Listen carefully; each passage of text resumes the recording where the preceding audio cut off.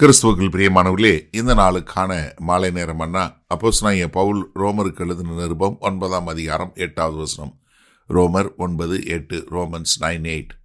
அது எப்படி என்றால், மாம்சத்தின்படி பிள்ளைகளானவர்கள் தேவனுடைய பிள்ளைகள் அல்ல, வாக்குத்தத்தத்தின்படி பிள்ளைகளானவர்களே அந்த சந்ததி எண்ணப்படுகிறார்கள். இப்போ பவுல் தொடர்ந்து சொல்றாரு. என்ன சொல்றாரு? மாம்ச பிரகாரமாக ஆபிரகாமுக்கு பிறந்த பிள்ளைகள் என்ன? அவர்கள் உண்மையான தேவனுடைய பிள்ளைகள் அல்ல. அப்போ இங்கே 2 சந்ததியை குறித்து சொல்றாரு. ஒன்று மாம்சத்தின்படி வந்த சந்ததி, இன்னொன்று வாக்குத்தத்தத்தின்படி கர்த்தருடைய பிள்ளைகளாய் வந்தது. அப்போ இங்கே ரொம்ப தெளிவாக சொல்றாரு, மாம்சத்தின்படி இயற்கையாக தன்னுடைய வம்சத்தின்படி வந்தவங்க எல்லாம் கர்த்தருடைய பிள்ளைகள் அல்ல. ஏன்னா, அதாவது மாம்சத்தின்படி பிறந்தவங்களுக்கு அவங்க கர்த்தருடைய பிள்ளைகள் என்று சொல்லக்கூடிய ஒரு காரியத்தை அவங்களுக்கு கொடுக்கறது இல்லை.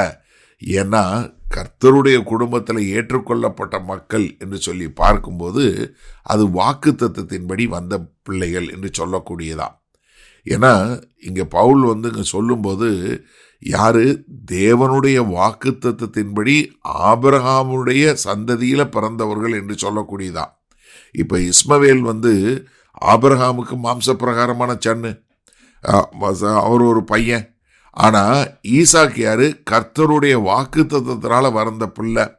அப்போ கர்த்தருடைய உடன்படிக்கை, கர்த்தருடைய கவனன்ட் என்று சொல்லக்கூடியது யார்கிட்ட இருக்கு? அவருடைய வாக்குத்தத்தத்தில் இருக்கே ஒழிய மாம்ச பிரகாரத்தில் இல்லை. ஏன்னா நம்ம ஆதியாகமம் 21:12 சொல்லும்போது என்ன? ஈசாக்கு மூலம்தான் அவன் சந்ததி வரும்னு சொல்லி அவர் சொல்லக்கூடிய ஒரு காரியத்தை சொல்லிட்டாரு. அப்போ அதனால தான் வாக்குத்தத்தத்தின்படி பிறந்த பிள்ளைகள் என்று சொல்லும்போது யோவான் 1வது அதிகாரம் 12:13 சொல்லும்போது, அவருடைய நாமத்தின் மேல் விசுவாசம் உள்ளவர்களாய் அவரை ஏற்றுக்கொண்டவர்கள் எத்தனை பேர்களோ அத்தனை பேர்களும் தேவனுடைய பிள்ளைகளாகும்படி அவர்களுக்கு அதிகாரம் கொடுத்தார். அதோட நிறுத்தல. அடுத்து பாருங்க, அவர்கள் இரத்தத்தினாலாவது மாம்ச சித்தத்தினாலாவது புருஷனுடைய சித்தத்தினாலாவது பிறவாமல் தேவனாலே பிறந்தவர்கள். அப்போ இது மாம்ச சம்பந்தப்பட்டது இல்லை, இது தேவனுடைய வாக்குத்தத்தத்தின்படி, தேவனுடைய அழைப்பின்படி விசுவாசத்தினால பிறந்த சந்ததி. அதைத்தான் இங்கே ரொம்ப அழகா நேர்த்தியாக 2க்குள்ள ஒரு வித்தியாசத்தை சொல்றாரு. ஏன்னா, யார் தேவனுடைய பிள்ளைகள்?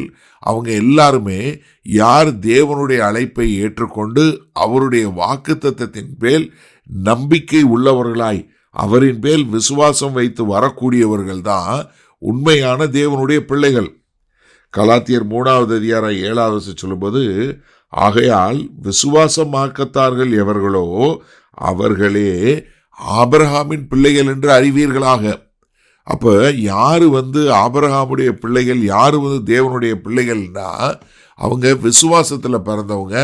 அவர்கள் என்ன இல்லை? மாம்ச பிரகாரம் பிறந்தவர்கள் அல்ல. அப்போ இந்த வசனத்தை இந்த நாளில் நம்ம எப்படி எடுத்துக்கொள்வது? அப்போ நம்முடைய அடையாளம் கர்த்தருடைய வாக்குத்தத்தத்திலையும் கர்த்தருடைய வாக்குலையும் இருக்கே ஒழிய நம்ம எங்கேருந்து வந்தோங்கிறது இல்லை. அப்போ என்னென்னா, நமக்கு என்ன தெரியணும்? நம்ம யாராவது சொன்னாங்கன்னா, நீ அந்த குடும்பத்திலேருந்து வந்தோம், அந்த குடும்பத்திலேருந்து வந்தோம் அப்படின்னு சொல்கிறதுல இல்லை. எது உங்களை மாற்றுகிறது, எது என்னை மாற்றுதுன்னா, நம்ம த சில்ட்ரன் ஆஃப் ப்ராமிஸ் என்று சொல்லக்கூடியதான். யாரு? நம்ம வாக்குத்தத்தத்தினால் வந்த பிள்ளைகள். ஏன்னா கர்த்தர் பேசினாரு, அதை நம்ம கேட்டோம், அதன் மூலமாய் நாம் கர்த்தர் பேரில் விசுவாசம் வைத்தோம். அதனால நம்ம யாரு? வாக்குத்தத்தத்தின்படி உள்ளக்கூடிய பிள்ளைகள்.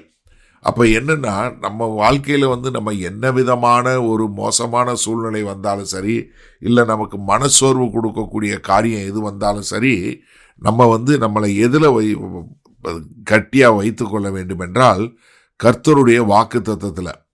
அப்போ என்னன்னா, நம்ம யாருங்கிறத யார் வரையறுக்க வேண்டும் என்றால் வேத வசனமே ஒழிய, நம்முடைய எதிர்காலமே ஒழிய, நம்முடைய கடந்த காலத்தில் நம்ம எங்கேருந்து வந்தோங்கல்ல.